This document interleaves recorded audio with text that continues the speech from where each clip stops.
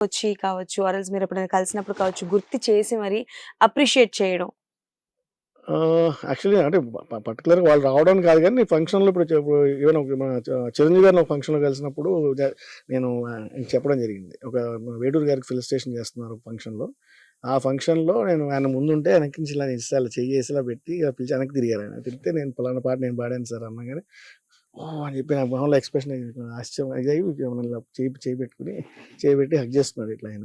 Okay. So, అదొక experience నాకు wow! ఆయనతోటి.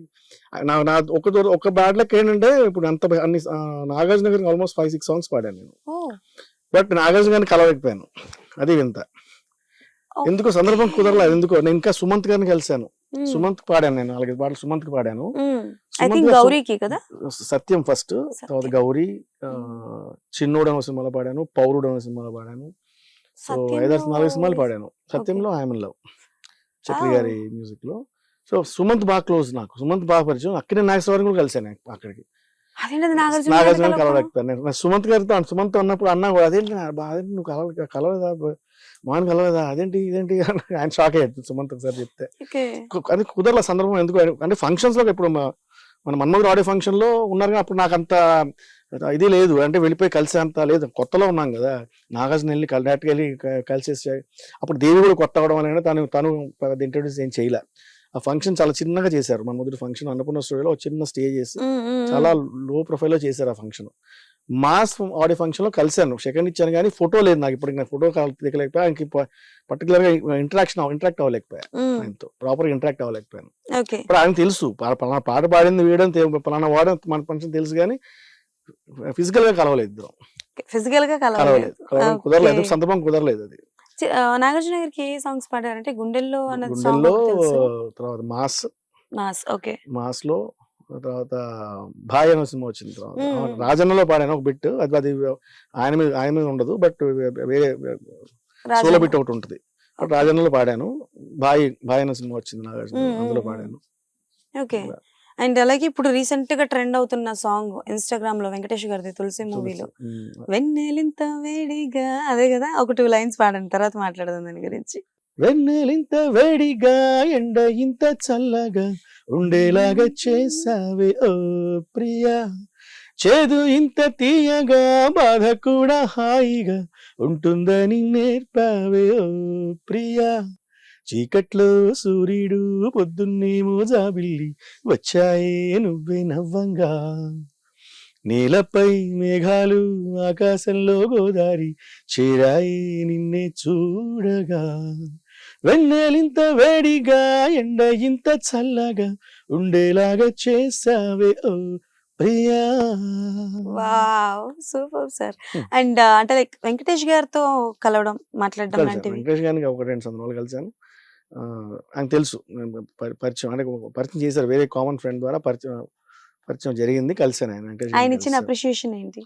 దానికి 2 పాటలు అప్పటికే నేను కలిసినప్పుడు నేను 2 పాటలు పాడాను. ఓహ్! 'తులసి' అండ్ 'నమో వెంకటేశ' ఓకే. 2 సినిమాల్లో పాడాను ఆయనకి. అది సో 2 మంచి పాటలు, 2 హిట్ సాంగ్సే. సో దానివల్ల వెంటనే ఆయనకి ఇది అర్థమైంది ఆయనకి. సో చాలా బాగా ఇంటరాక్ట్ అయ్యాను. షూటింగ్‌లో కలిసాను. ఓకే. ఎలా ఉంటారు జనరల్‌గా? వెంకటేష్ గారు. చాలా వెంకటేష్ కూల్. గారు ఈస్ వెరీ కూల్ అసలు ఆయన కామెడీ నో టైమింగ్ నో అదిరిపోతుందంటారు. అంటే బయట అలా ఉండరు గాని అంత కామెడీ అని చేయరు గానీ but is very dignified person. హుహు. చాలా కూల్ పర్సన్ అసలు సో పాజిటివ్ కూల్ పర్సన్. అంటే ఇది ఉండదు యాటిట్యూడ్ కనబడదు మనకి. ఆ లొకేషన్‌లో కలిసాను షూటింగ్‌లో కలిసాను ఏదో షూటింగ్‌లో. సో అలా నాకు ఆ సినిమా కో డైరెక్టర్ నా ఫ్రెండ్ అనమాట. ఆ పర్టికులర్ సినిమాకి. సో అలా తను తీసుకెళ్ళి నేను వస్తా అని చెప్పి వెళ్లి కలిసి పరిచయం చేసుకొని పలానా మీకు పాడానని చెప్పాను. కలిసి చాలా బాగా మాట్లాడారు. ఓకే. అపార్ట్ ఫ్రమ్ డీఎస్‌పీ గారు మిమ్మల్ని నమ్మి, మీ టాలెంట్‌ని నమ్మి మీకు అవకాశం ఇచ్చిన డైరెక్టర్స్, మ్యూజిక్ డైరెక్టర్స్?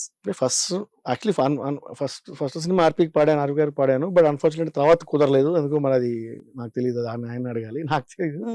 బట్ నేను ఎక్కువ పాడింది అపార్ట్ ఫ్రమ్ దేవి, చక్రి గారికి ఎక్కువ పాడాను. ఆల్మోస్ట్ అరౌండ్ 50 సాంగ్స్ పాడాను చక్రికి. ఓకే. ఆయన చేసిన 100 సినిమాలో 50 సినిమాల వరకు పాడాను. 50 సినిమాల వరకు పాడారు. ఆల్మోస్ట్ ఈవెన్ తను చనిపోయిన తర్వాత కూడా ఒక సినిమా రిలీజ్ అయింది ఆడియో.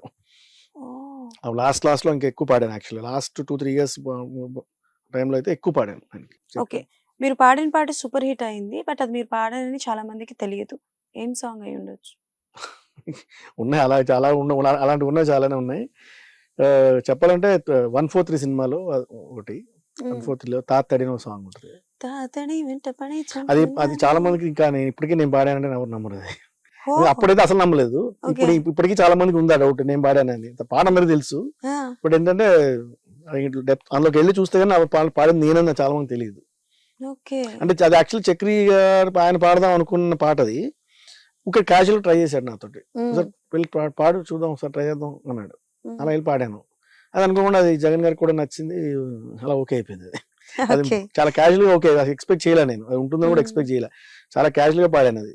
అలాంటిది అది ఫైనల్ అయిపోయి అది ఉండింది అనమాట. ఓకే. సో చాలా అంటే ఒక సామెత ఉంది, దూరపు కుండలు చూడడానికి బాగుంటాయి, దగ్గరికి వెళ్తే తప్ప అందులో ఉన్న కొండలు నునుపు. అంటారు కదా. సో దాని మీనింగ్ అదే కదా, దూరంగా ఉన్నవి చూడడానికి చాలా మీరు బాగుంటాయి. వివరించి చెప్పారు, నేను వచ్చి షార్ట్ అంతే, షార్ట్ అండ్ స్వీట్ గా చెప్పారు. సో చాలా మందికి ఏమనిపిస్తుంది అంటే, ఈయనకేంటి పెద్ద పెద్ద సినిమాల్లో పాడుతున్నారు, లక్షలు సంపాదిస్తున్నారు, ఈయనకేముందిలే అని అనుకుంటారు. నేను కొంతమందిని ఇంటర్వ్యూ చేయడంలో తెలిసింది ఏంటంటే, అనుకున్నంత రెమ్యునరేషన్ అయితే ఉండదు సింగర్స్ కి అని అయితే అంటారు. సో మీరు తీసుకున్న ఫస్ట్ రెమ్యునరేషన్ ఎంత యాజ్ అన్ సింగర్ గా, సోలో సింగర్ గా, అండ్ మీరు తీసుకున్న ద మోస్ట్ హైయెస్ట్ అమౌంట్ ఎంత? నేను ఫస్ట్ తీసుకున్న రెమ్యునరేషన్ వచ్చి కలుసుకోవాలి. యాక్చువల్లీ ఫస్ట్ సినిమా నీకోసం నేను రెమ్యునరేషన్ తీసుకోలేదు. ఎందుకంటే అది ఆ సినిమా అప్పటికి ఆల్రెడీ చాలా ప్రాబ్లమ్స్ లోంచి బయటపడి ఈ సినిమా రిలీజ్ అయింది అది. సో నాకు డబ్బులు ఇవ్వాలని ఎక్స్పెక్ట్ చేయలేదు. నేను పాడడం అప్పుడు ఏంటంటే నేను ఇంకా అవకాశం నాకు ఇంపార్టెంట్ ఆ టైంకి. సో ఆ టైం అది తీసుకోవాలి. కలుసుకోవాలకి దేవి ఫస్ట్ పేమెంట్ 4,000. 4,000. ఓకే. అప్పుడు చాలా పెద్ద అమౌంట్ నాకు అది. ఓకే. 2001 ఆ టైం 2001 లో 4,000 చాలా పెద్ద అమౌంట్ నాకు అది. అంటే అంటే నా రికార్డింగ్ ద్వారా, అంటే దాని ముందు కోరస్ వచ్చేది సంపాదించేవాడిని కానీ, బట్ ఇది సోలో సింగర్ గా సోలో దీనిగా నాకు వచ్చిన ఫస్ట్ పేమెంట్ అది. ఓకే. కోరస్ కి వెళ్ళేటప్పుడు ఎంత ఇచ్చేవారు? కోరస్ డిపెండ్ సాంగ్ బట్టి. అవి పెద్ద పెద్ద అమౌంట్ ఏమి ఉండవు. అవి చాలా తక్కువ. చాలా అప్పుడు ఇంకా సాంగ్ ఇంత, సాంగ్ 500, సాంగ్ 1000 ఓకే. అలా ఉండేది. మీరు తీసుకున్న highest చాలా remuneration? నేను హైయెస్ట్ అది కూడా దేవితోనే అయింది. అది కూడా almost 35,000 35,000 for I think last తనకు వాడిన లాస్ట్ సినిమా ఇది నాకు భాయ్కి. ఓకే.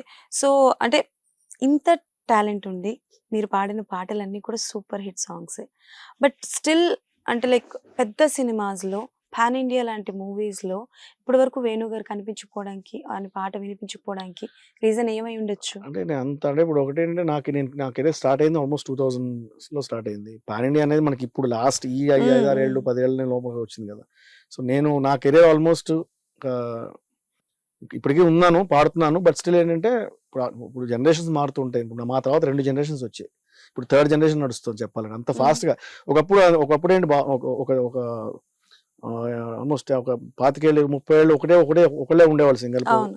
ఫస్ట్ జనరేషన్ ఏంటి, ఘనసాల గారు ఒక ఫేజ్ ఉండేది. ఒక ఆల్మోస్ట్ మోర్ దాన్ 20 years అలా ఆయనే ఉండేవారు.